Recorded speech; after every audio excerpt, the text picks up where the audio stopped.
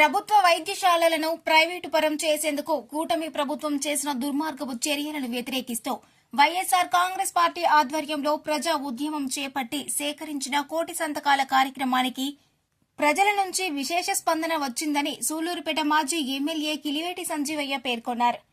నియోజకవర్గ పరిధిలోని 6 మండలాలు 2 పట్టణాల్లో సేకరించిన 50,000కు పైగా ప్రతులను ఉమ్మడి నెల్లూరు జిల్లా నాయుడుపేట నుంచి వాహనాలలో ర్యాలీగా నెల్లూరుకు తరలించారు.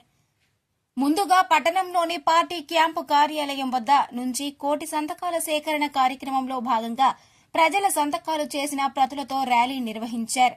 పాత బస్టాండ్ సెంటర్ వరకు ఉన్న అంబేద్కర్ విగ్రహం వరకు ఈ ర్యాలీ నిర్వహించారు.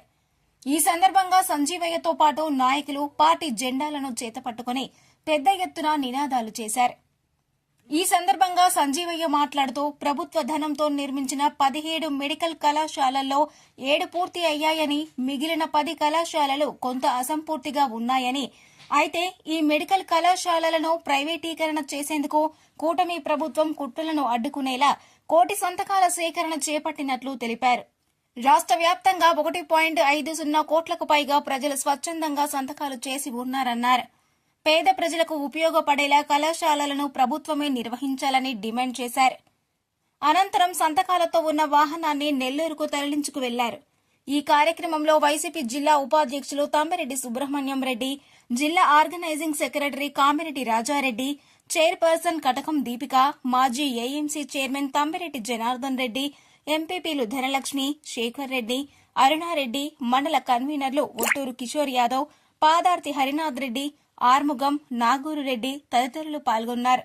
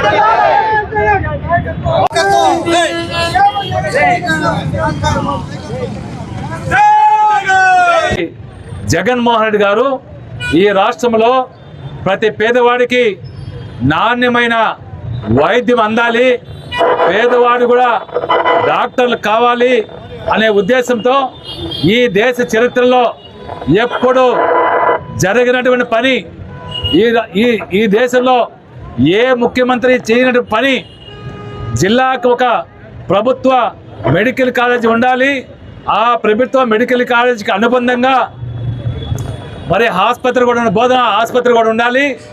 ఈ రెండు కనుక ఉంటే ఈ రాష్ట్రంలో ఉన్న పేద బిడ్డ డాక్టర్లు ఏదో అవకాశం ఉంటుంది.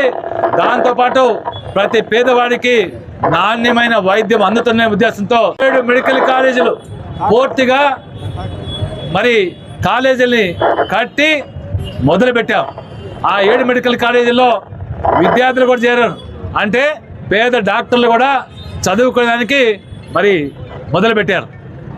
దాంతోపాటు మిగిలిన 10 మెడికల్ కాలేజీల్లో 2 మెడికల్ కాలేజీలు పూర్తయ్యే స్థాయిలో మరి ఒక 5 మెడికల్ కాలేజీలు 4 మెడికల్ కాలేజీలు మరి వివిధ స్థాయిలో ఉంటే మరి వాటిని ఈ కూటమి ప్రభుత్వం వచ్చిన తర్వాత కూటమి నాయకులు చంద్రబాబు నాయుడు గారు కావచ్చు, వారి కొడుకు కావచ్చు, మరి కూటమిలో ఉండే పవన్ కళ్యాణ్ కావచ్చు, అందరూ కూడా కూడబలుక్కొని పేదవాడికి డాక్టర్ విద్య అవసరం లేదు, పేదవాడి ఆరోగ్య విషయంలో మేము పట్టించుకునేది లేదు అని ఈ మెడికల్ కాలేజీల్ని ప్రభుత్వ సొమ్ముతో, అంటే ప్రజల సొమ్ముతో ఏర్పాటు చేసిన మెడికల్ కాలేజీల్ని వాళ్ళకి కావాల్సినటువంటి ప్రైవేటు వ్యక్తులకి దారాదత్తం చేస్తూ వాళ్ళని వ్యాపారం చేసుకోమని